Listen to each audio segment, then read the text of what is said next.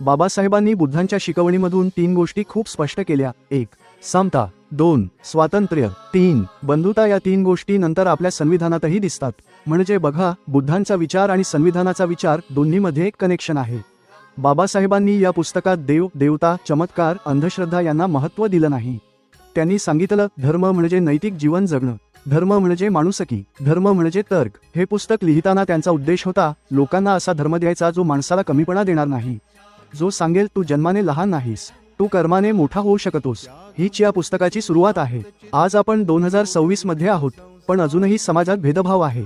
अजूनही लोक जात विचारतात, अजूनही लोक धर्मावरून भांडतात. म्हणून हे पुस्तक आजही तितकंच महत्त्वाचं आहे, कारण ते आपल्याला सांगतं बदल बाहेरून नाही, बदल आतून सुरू होतो. तर मित्रांनो, हा होता बुद्ध आणि त्यांचा धम्म या पुस्तकाचा पहिला भाग. पुढच्या भागात आपण बघणार आहोत सिद्धार्थ गौतम राजकुमार होते, मग ते बुद्ध कसे झाले. व्हिडिओ आवडला असेल तर लाईक करा.